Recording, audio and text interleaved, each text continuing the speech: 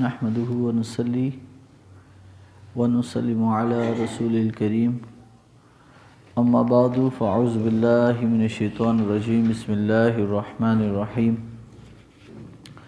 قال الله تعالى في كتابه المجيد والفرقان الحميد وَلِكُلٍّ وِجْهَةٌ هُوَ مُوَلِّيهَا فَاسْتَبِقُوا الْخَيْرَاتِ أَيْنَمَا تَكُونُوا يَأْتِ بِكُمُ اللَّهُ جَمِيعًا إِنَّ اللَّهَ عَلَى كُلِّ شَيْءٍ قَدِيرٌ صدق اللہ مولانا العظیم۔ تمام دوست محبت کے ساتھ درود پاک پڑھیے۔ الصلاۃ والسلام علیک یا سیدی یا رسول اللہ وعلی آلک وصحبک یا سیدی یا حبیب اللہ۔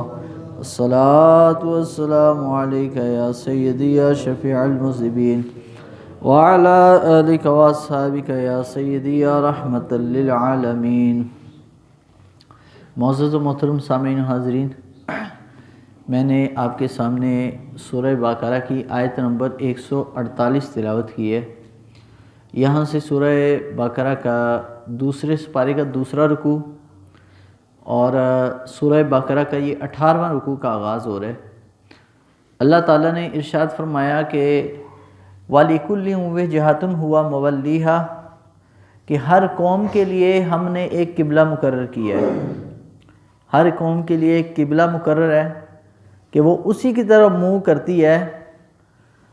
فَاسْتَبِقُوا الْخَيْرَاتِ، پس تم ایسا کرو کہ نیکی کے کاموں میں، بھلائی کے کاموں میں ایک دوسرے سے آگے بڑھا کرو۔ اب پیچھے قبلے کا ذکر ہے اور آگے نیکی کا، یعنی آیت ایک جملہ جو ختم ہو رہا ہے اس آیت کا وہ یہ ہے کہ نیکی کے کاموں میں آگے بڑھاؤ۔ اس سے کیا مراد ہے، ذرا اس کو سمجھنے کی ضرورت ہے۔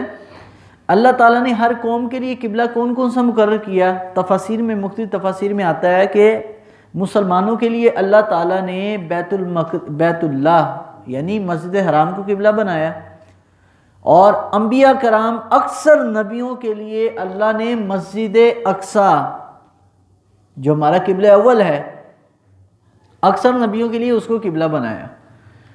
فرشتوں کے لیے اللہ تعالیٰ نے بیت المعمور، یعنی جس طرح یہ کعبۃ اللہ آپ کو دنیا میں نظر آتا ہے، اس کی شبیہ بھی نظر آتی ہے اور یہ اس کی عمارت ہے کعبہ کی، اسی طرح کا کعبہ ایک آسمان پر بھی ہے، جہاں پر آپ کو اکثر جب علماء بیان کرتے ہیں معراج کا واقعہ تو بتاتے ہیں کہ حضرت ابراہیم علیہ السلام اس جگہ پر تھے جہاں پر آپ بیت المعمور کعبہ کے ساتھ جو آسمان پر ہے اس کے ساتھ ٹیک لگائے ہوئے تھے، وہ آسمان پر تھا جب حضور تشریف لے کر گئے تھے معراج کے لیے۔ تو بیت المعمور اسی طرح کا ایک اوپر بھی ہے، اور اس طرف منہ کر کے فرشتے نماز پڑھتے ہیں۔ زمین والے کعبہ کی طرف منہ کر کے مسلمان پڑھتے ہیں، آسمان والا جو کعبہ ہے اس کی طرف منہ کر کے اللہ تعالیٰ کے فرشتے نماز پڑھتے ہیں۔ تو یہ ہے کعبہ شرعی، اور ایک قبلہ ہے عام انسانوں کے لیے کہ جو دنیا میں جہاں کہیں بھی ہو، ہم جب نماز پڑھتے ہیں تو ہماری نماز کے لیے یہ شرط لکھی ہوئی ہے، فقہا نے، امام اعظم ابو حنیفہ رحمۃ اللہ علیہ نے 6 شرائط لکھی ہیں نماز کی کہ یہ 6 شرطیں پوری ہوں گی تو نماز مکمل ہے۔ نماز سے پہلے یہ 6 چیزیں جو نہ پوری کرے گا اس کی نماز ہے۔ کون کون سی؟ فرمایا سب سے پہلے نیت ہے، نماز کی نیت، نماز کا وقت، نمبر 2 جگہ کا پاک ہونا، بدن کا پاک ہونا، اور نمبر 5 قبلے کی طرف رخ کا ہونا۔ کعبۃ اللہ کی طرف سمت، ہماری کعبے کی طرف ہونا، یہ بھی نماز کی کیا ہے؟ شرط۔ سمجھ آئی؟ یعنی نماز سے پہلے ان چیزوں کا ہونا لازمی ہے۔ اب جو بندہ جو ہندوستان میں رہتا ہے اس کے لیے تو مغرب کی طرف ہے کعبہ کا رخ۔ اب جو یورپ اور انگلینڈ، برطانیہ، امریکہ میں رہتے ہیں ان کے لیے مشرق کا رخ ہے، یعنی جیسے یہ مشرق کی طرف سورج نکلتا ہے ان کے لیے اس طرف کعبہ آتا ہے۔ جو ماسکو، روس کی ریاستوں میں رہتے ہیں ان کے لیے جنوب کی طرف ہے، جو افریقہ کی ریاستوں میں ان کے لیے شمال کی طرف ہے۔ اللہ تعالیٰ نے ہر قوم کے لیے قبلہ رکھا ہے۔ یہ نہیں ہے کہ ہم مغرب کی طرف منہ کر کے نماز پڑھ رہے ہیں، ساری دنیا بھی مغرب کی طرف منہ کرے، نہ، جو دنیا میں جہاں رہتا ہے اس کے مکان کی کیفیت کے اعتبار سے اس کے لیے قبلہ متعین ہے.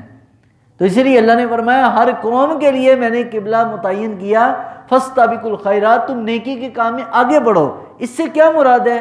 حضرت امام ابن کثیر رحمۃ اللہ علیہ فرماتے ہیں اس سے مراد یہ ہے کہ فاستبقوا الخیرات، نیکی کا کام میں آگے بڑھو. پیچھے ذکر ہے قبلے کا، آگے ہے نیکی کا. اس سے مراد یہ ہے کہ نمازوں کو اپنی وقت پر ادا کرو، نماز کو اپنی وقت پر ادا کرو. اور سب سے بہترین وقت جو حدیث میں آیا ہے فجر کی نماز کا وہ یہ ہے، حضور نے فرمایا کہ سب سے اللہ کو پسندیدہ جو نماز ہے فجر کی وہ اس وقت ہے کہ جب آسمان میں سفیدی ظاہر ہو جائے. یہ پسندیدہ ٹائم ہے. ویسے بعض لوگ اندھیرے میں بھی پڑھتے ہیں فجر کی نماز ہو جاتی ہے، لیکن قرآن نے ذکر کیا ہے نیکی اور بھلائی کے اندر آگے بڑھنا. یعنی اگر اللہ تعالیٰ نے تھوڑے ثواب میں تمہارا کام ہو جاتا ہے تو تھوڑے ثواب میں نہیں، اگر زیادہ ثواب بھی مل رہا ہے تو وہ بھی لو. اس لیے نبی علیہ السلام نے فرمایا نا کہ قیامت والے دن اللہ تعالیٰ کی بارگاہ میں لوگ آئیں گے اور 3 طرح کے لوگ ہوں گے. حضور علیہ السلام نے فرمایا کہ سب سے پہلے وہ لوگ ہیں ان کا چہرہ جو ہے اللہ تعالیٰ سورج سے زیادہ چمکدار بنائے گا. نمبر 2 پر وہ لوگ جن کا چہرہ چاند سے زیادہ حسین ہوگا. اور نمبر 3 پر وہ لوگ جن کا چہرہ ستاروں کی طرح چمک رہا ہوگا. تو نبی علیہ السلام سے پوچھا یا رسول اللہ یہ کون خوش قسمت ہوں گے؟ حضور نے فرمایا یہ وہ لوگ ہیں کہ جو نماز کے وقت سے پہلے، نماز کا ٹائم شروع ہونے سے پہلے، اذان سے پہلے حضور نے فرمایا تیاری کر کے مسجد میں پہنچ جاتے تھے. یہ وہ لوگ ہیں کہ جن کے چہرہ اللہ تعالیٰ سورج کی طرح چمکائے گا. اور فرمایا نمبر 2 پر جن کا چہرہ چاند کی طرح سی ہے. حضور نے فرمایا یہ وہ لوگ ہیں کہ جب نماز کا وقت ہو جاتا تھا تو آقا نے فرمایا اذان کے فوراً بعد یہ اپنے آپ کو جماعت سے پہلے مسجد میں پہنچا دیتے تھے. اور حضور نے فرمایا تیسرے جن کا چہرہ ستاروں کی طرح چمک رہا، حضور نے فرمایا یہ وہ لوگ ہیں کہ جو اپنے آپ کو تکبیر تحریمہ کے ساتھ میں لاتے تھے. یہ جو تکبیر اولا ہوتی ہے پہلی اللہ اکبر امام کا، یہ بڑی فضیلت کی بات ہے. تو اللہ تعالیٰ نے فرمایا فاستبقوا الخیرات، اپنے آپ کو نیکی کے کام میں آگے بڑھاؤ، بھلائی کے کام میں آگے بڑھانا، آگے لے کے جانا. یہ اس چیز کا نام ہے کہ انسان تھوڑی نیکی نہیں بلکہ کبھی کبھی کوشش کرے کہ زیادہ بھی کر لے کرے. کبھی وقت ملے، موقع ملے تو مسجد میں تحیۃ الوضو کے بھی نوافل پڑھ لے، تحیۃ المسجد کے بھی نوافل پڑھ لے، کبھی شکرانے کے نوافل پڑھ لے. یہ نہیں کہ انسان فرض اور واجبات سے ادا کرتا رہے بلکہ اور بھی اس کے علاوہ بھی ایکسٹرا کام کرے، کیونکہ حضور کا ارشاد گرامی ہے. نبی علیہ السلام نے فرمایا کہ قیامت والے دن جب بندوں کے نامہ اعمال تولے جا رہے ہوں گے اور ان کی نمازیں پوری نہیں ہوں گی تو فرمایا یہی نوافل ان کے نمازوں کی فرض کی جگہ پورے کریں گے اور قیامت والے دن ان کی نمازیں پوری کر کے اللہ تبارک تعالیٰ ان کو نجات عطا فرمائے گا.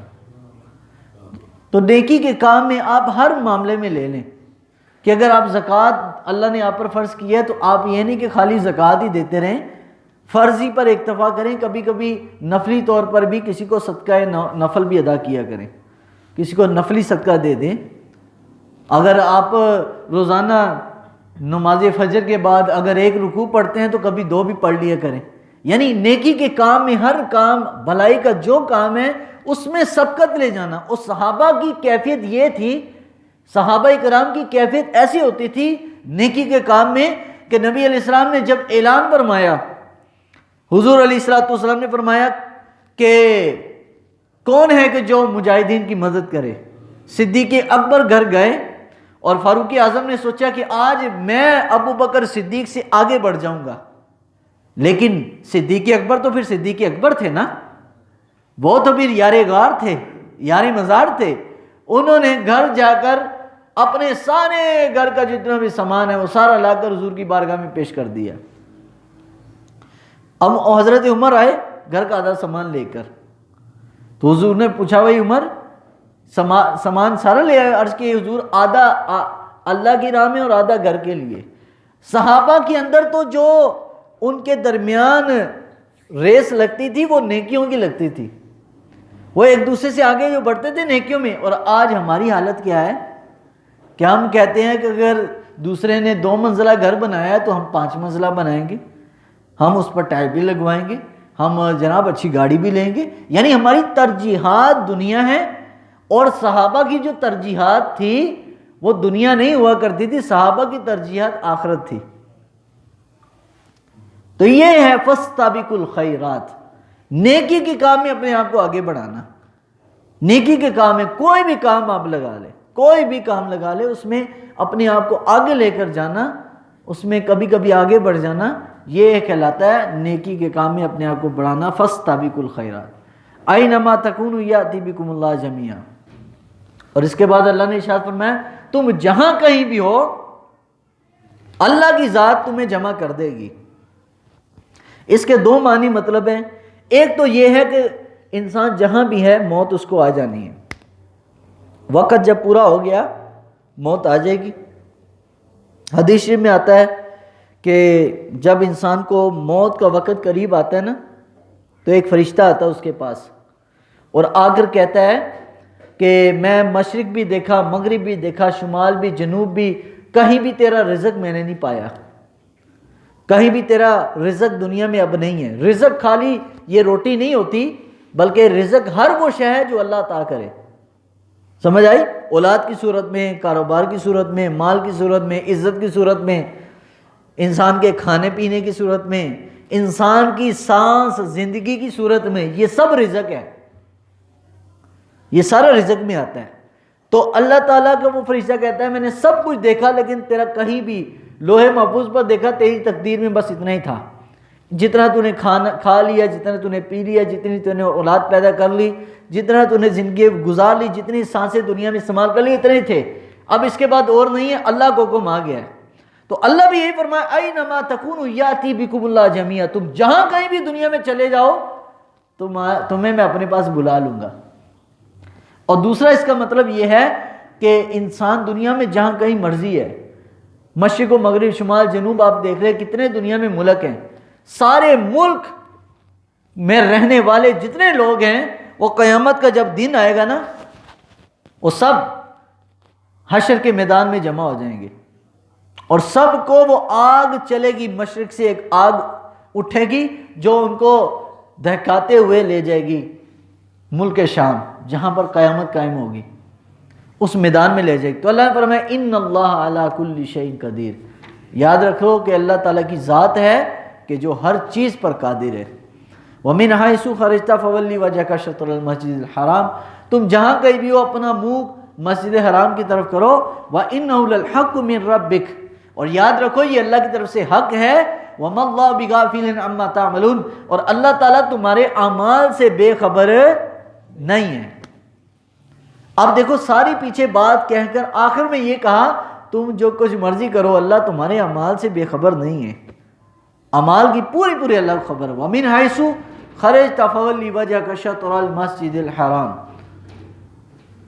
وَحَيْثُ مَا كُنْتُمْ فَوَلُّوا وُجُوهَكُمْ شَطْرَهُ، اور جہاں سے آپ باہر نکلے تو موڑ لیا کرے اپنا رخ مسجد حرام کی طرف. اور اے مسلمانوں تم جہاں کہیں بھی ہو تم پھیر لیا کرو اپنا منہ مسجد حرام کی طرف تاکہ کوئی لوگ تم پر اعتراض نہ کریں. اعتراض کون کرتے تھے؟ یہود و نصارہ، عیسائی اور یہودی، کیونکہ پہلے قبلہ ہمارا ان کے ساتھ ہی تھا. جس طرح منہ کر کے عیسائی عبادت کرتے، جس طرح منہ کر کے یہودی عبادت کرتے، مسلمان بھی 17 مہینوں تک، پچھلے درس میں میں بتا چکا ہوں کہ 17 مہینوں تک اسی طرح منہ کر کے نماز پڑھی. لیکن بعد میں حکم جب چینج ہوا تو اللہ نے فرمایا تم جہاں کہیں بھی دنیا میں چلے جاؤ، مشرق میں، مغرب میں، شمال میں، جنوب میں، لیکن اپنا رخ قبلے کی طرف کرنا ہے. اور اللہ یکون للناس حجہ، تاکہ لوگوں پر دلیل قائم ہو جائے کہ مسلمان جس رستے پر رب العالمین اس کو لگا دے مسلمان اسی پر لگ جاتا ہے، اس کے علاوہ کسی اور رستے پر نہیں لگتا. الا الذین ظلموا منہم، لیکن سوائے ان لوگوں کے کہ جنہوں نے اپنی جان پر ظلم کیا. ظلم سے مراد یہ ہے کہ انہوں نے دین کے رستے کو چھوڑ دیا. فلا تخشوهم واخشونی، اور تم لوگوں سے کسی سے نہ ڈرو. واخشونی، مجھ سے ڈرو. وَلِأُتِمَّ نِعْمَتِي عَلَيْكُمْ وَلَعَلَّكُمْ تَهْتَدُونَ، اور میں تم پر اپنی نعمت کو پورا کر دوں گا تاکہ تم ہدایت پا جاؤ. لَعَلَّكُمْ تَهْتَدُونَ، اللہ اپنی نعمت. تو اللہ نے اس میں بات جو فرمائی ہے کہ کسی سے نہ ڈرو، ڈرنا ہے تو صرف مجھ سے ڈرو. یہ نبی علیہ السلام کے ایک صحابی ہیں خالد بن ولید. حضور علیہ السلام کے یہ وہ صحابی ہیں جو صحابہ کے جرنیل تھے، سپہ سالار تھے. حضرت عمر کے دور تک انہوں نے بڑی فتوحات کی. جب ایک علاقہ آیا ملک شام کا، اندلس کا علاقہ تھا، اس علاقے کو فتح کرنے کے لیے جو کافروں کی طرف سے فوج تھی وہ تقریباً 1 لاکھ تھی، اور مسلمانوں کی فوج تقریباً 4,500. 1 لاکھ کدھر ہے اور 4,000 کدھر ہیں. تو حضرت خالد بن ولید رضی اللہ تعالیٰ عنہ آپ نے یہ نہیں کیا کہ جناب 4,000 فوج کے علاوہ اور بھی فوج منگوا لیتے. چاہتے تو آپ منگوا سکتے تھے، حضرت عمر کا دور تھا، لیکن آپ نے فوج نہیں منگوائی. آپ نے کہا بھائی ان میں سے 40 بندے آؤ. 40 بندے نکالے گئے. حضرت خالد بن ولید نے 40 بندے نکالے، 40 بندوں کو علیحدہ کر کے فرمایا چلو ہمارے ساتھ جنگ کے لیے. مخالف میں 1 لاکھ فوج ہے اور مسلمانوں کی طرف سے کتنے ہیں؟ 40 فوجی. 40 فوجی ہیں. حضرت علامہ اقبال رحمۃ اللہ تعالی علیہ نے بھی یہی فرمایا نا کہ ابلیس کو یورپ کی مشینوں کا سہارا، اللہ کو پامرد یہ مومن پہ بھروسہ.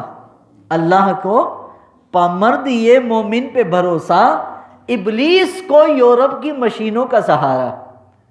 علامہ اقبال فرماتے ہیں اللہ تعالیٰ کو مومن خالی ہاتھ بھی ہو، اللہ تعالیٰ کو اس پر یقین ہے، کیونکہ مومن وہ ہے کہ جس کے بارے میں میرے آقا فرماتے ہیں کہ مومن کی شان کعبۃ اللہ سے بھی بڑھ کر ہے.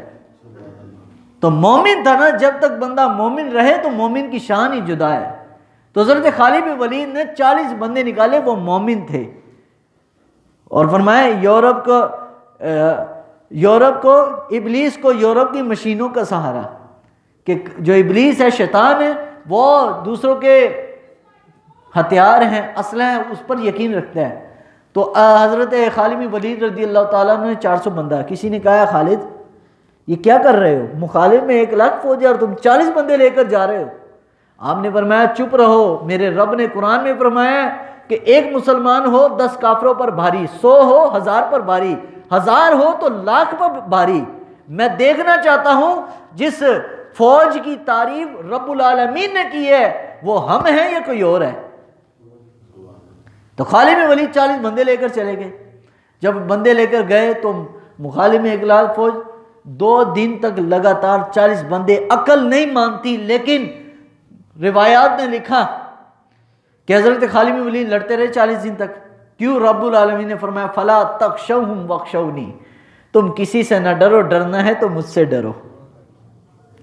خالد بن ولید رضی اللہ تعالیٰ اگر دل میں خوف ہوتا تو کہتے بھائی فوج اور منگاؤ، ہم مر جائیں گے، ہمیں موت آ جائے گی. آپ نے فرمایا نہ، ہمارا یقین اس رب پر ہے، اس رب العالمین پر ہے کہ جو موسیٰ علیہ السلام کو کئی جادوگروں پر غالب کر دیتا ہے. تو حضرت خالد بن ولید 2 دن تک لگاتار لڑتے رہے، لیکن فتح نصیب نہیں ہوئی. تو حضرت خالد بن ولید رضی اللہ تعالیٰ عنہ سوچتے رہے یار جہاں بھی جنگ میں جاتا ہوں تو جیت جاتے ہیں، اس دفعہ کیا ہو گیا کہ 40 بندے ہیں، گئے تو اللہ کے یقین پر تھے لیکن فتح نصیب نہیں ہو رہی. تو حضرت خالد بن ولید رضی اللہ تعالیٰ عنہ نے جب یہ بات آپ نے سوچی تو ذہن میں آیا کہ یار جو ٹوپی سر پہ پہن کے جاتے تھے جنگ میں، آج تو وہ ٹوپی گھر میں بھول آئے ہو. خواب میں نبی علیہ السلام ایک صحابی کے خواب میں آئے اور اس کو کہا کہ خالد کے گھر جاؤ، وہ ٹوپی لے کر آؤ. اور حضرت خالد بن ولید رضی اللہ تعالیٰ عنہ کی جو بیوی ہیں انہوں نے دیکھا کہ آج تو خالد ٹوپی بھی گھر میں بھول گئے. جب وہ ٹوپی جس جنگ میں پہن کے جاتے تھے تو اللہ ان کو فتح نصیب کرتا تھا.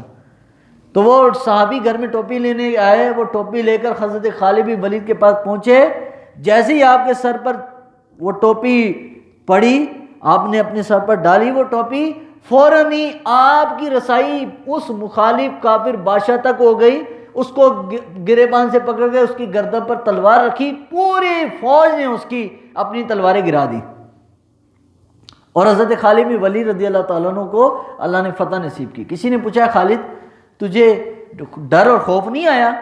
انہوں نے کہا اللہ نے فرمایا فلا تخشوہم واخشونی، ڈرنا ہے تو مجھ سے ڈرو، کسی سے نہ ڈرو۔ اور دوسری بات یہ ہے کہ 2 دن ہمیں اسی لیے لگ گئے لڑتے لڑتے، کہ بات یہ ہے کہ میں جس جنگ میں جاتا تھا یہ سر پر میری ٹوپی ہوتی تھی، اس ٹوپی کے اندر میں نے نبی پاک علیہ السلام کے بال مبارک سیے ہیں، اور جس کی برکت سے اللہ تعالیٰ مجھے ہر جنگ میں جو ہے فتح دیتا تھا۔ تو خالد بن ولید رضی اللہ تعالیٰ عنہ یہ عمل کر کے دکھایا صحابہ نے کہ ڈرنا ہے تو رب سے ڈرو، موت تو ویسے بھی ایک دن آنی ہے، ایک دن تو آنی ہے، بستر مرگ پر بھی آنی ہے، راہ جنگ میں بھی آنی ہے، ایکسیڈنٹ میں بھی انسان مر جاتا ہے، انسان کسی مرض لگنے سے بھی مر جاتا ہے، کسی دل کا دورہ پڑنے سے بھی مر جاتا ہے، لیکن وہ موت کیا موت ہے جو موت رب اور رب کے رسول کے نام پر آئے۔ تو آگے فرمایا کما ارسلنا فیکم رسولا منکم یتلو علیکم آیاتنا ویزکیکم ویعلمکم الکتاب والحکمہ ویعلمکم ما لم تکونوا تعلمون، اور اللہ نے فرمایا جیسا کہ میں نے تمہارے پاس ایک ایسا رسول بھیجا ہے، رسولا منکم جو تم میں سے ہیں، رسول تم میں سے ہیں، یعنی اللہ تعالیٰ نے ایک انسانی لبادے کے اندر، انسانی شکل کے اندر رسول کو بنا کر بھیجا جو انسانوں میں سے ہیں، یعنی انسانوں کی طرح ہی ان کے معاملات ہیں، یتلو علیکم آیاتنا، اور تلاوت کرتا ہے تم پر میری آیتوں کو، یعنی قرآن کا درس دینا یہ حضور علیہ الصلوۃ والسلام کی سنت مبارکہ ہے۔ تو اللہ نے خود فرمایا کہ یتلو علیکم آیاتنا، کہ یہ لوگوں کو قرآن پاک کا درس دیتا ہے، لوگوں کو قرآن کی آیتیں سناتا ہے، پڑھاتا ہے، وَيُزَكِّيكُمْ، خالی پڑھاتا نہیں ہے بلکہ تمہارا تزکیہ بھی کرتا ہے۔ یہ تزکیے کی جو بحث ہے وہ پیچھے میں نے آپ کو شاید پچھلے سپارے میں بتا دی ہے کہ تزکیہ کیا چیز ہوتی ہے، کہ انسان کے نفس کی جو خواہشات ہیں اس کا اتنا پاک ہو جانا کہ انسان کے اندر خواہش صرف اللہ کی رضا کے سوا کوئی بھی نہ ہو، اس کو کہتے ہیں تزکیہ نفس۔ تو صحابہ کرام کو تزکیہ بھی حضور فرماتے تھے وَيُعَلِّمُكُمُ الْكِتَابَ وَالْحِکْمَةَ، اور صحابہ کو کتاب بھی سکھاتے تھے، حکمت بھی سکھاتے تھے، وَيُعَلِّمُكُم مَا لَمْ تَكُونُوا تَعْلَمُونَ، اور وہ چیزیں بھی حضور سکھاتے تھے جو اس سے پہلے کوئی بھی نہ جانتا تھا۔ ایسا علم اللہ تعالیٰ نے حضور کو عطا فرمایا کہ جو آپ سے پہلے صحابہ کرام کو معلوم نہیں تھا۔ اگلی جو آیت ہے فَاذْكُرُونِي أَذْكُرْكُمْ وَاشْكُرُوا لِي وَلَا تَكْفُرُونَ، کہ اے لوگو تم میرا ذکر کرو میں تمہارا ذکر کروں گا، وَاشْكُرُوا لِي وَلَا تَكْفُرُونَ، اور میرا شکر کرو ناشکری نہ کرو۔ اس آیت پر انشاءاللہ بحث اگلے درس میں کروں گا، کیونکہ یہ کافی تفصیلی ہے ذکر کے حوالے سے، پھر ذکر کی اقسام، ذکر کیسے کرنا چاہیے اور کون کون سا ذکر کرنا چاہیے جو عام بندے کے لیے ہو، یا کوئی مرید ہے اس کے لیے ہو، یا کوئی خاص الخاص لوگ ہیں وہ کیا ذکر کرتے تھے، ذکر کی اقسام پر اور شکر کے اوپر انشاءاللہ اگلے درس میں میں تفصیلیں بتاؤں گا، کیونکہ یہ رکوع کی آخری آیت ہے۔ انشاءاللہ اگلا جو ہمارا 19واں رکوع ہوگا سورہ بقرہ کا، اس میں انشاءاللہ اس پر میں تفصیلاً روشنی ڈالوں گا۔ اللہ تعالیٰ کی بارگاہ میں دعا ہے کہ اللہ تعالیٰ ہم سب کو عمل کی توفیق عطا فرمائے۔ الحمدللہ رب العالمین والصلاة والسلام علی خیر خلق محمد وعلی آلہ وصحبہ اجمعین۔ یا رب العالمین یا رحمن الراحمین، اپنے پیارے حبیب علیہ الصلاۃ والسلام کے وسیلہ جلہ سے یا اللہ ہم سب کو تیرے پیارے محبوب علیہ السلام کے طریقے پر چلنے کی توفیق عطا فرما۔ یا اللہ ہم سب کو قرآن مجید کو سمجھ کر پڑھنے کی توفیق عطا فرما۔ یا اللہ قرآن پاک کی تعلیمات کے مطابق اپنی زندگیوں کو ڈھالنے کی توفیق عطا فرما، دین و دنیا دونوں جانب کی کامیابی نصیب فرما۔ یا اللہ جو لوگ علماء کرام کے خلاف یا اللہ کریک ڈاؤن کر رہے ہیں یا اللہ ان کو ہدایت عطا فرما۔ یا رب العالمین علماء اہل سنت کی حفاظت فرما۔ یا اللہ جو لوگ تیرے نبی کی عزت و ناموس کے لیے کام کر رہے ہیں یا اللہ تو ان کی غیبی مدد فرما یا رب العالمین، اپنے پیارے حبیب کے صدقے سے عالم اسلام کی خیر فرما، دنیا میں جہاں کہیں بھی مسلمان پریشان آ لے یا اللہ تو ان کی غیبی مدد فرما یا اللہ، اپنے پیارے حبیب کے صدقے سے اسلام کا بول بالا فرما، غلبہ اسلام عطا فرما یا اللہ، حضور کے دین کو تخت پر پہنچانے کی توفیق عطا فرما، صلی اللہ تعالی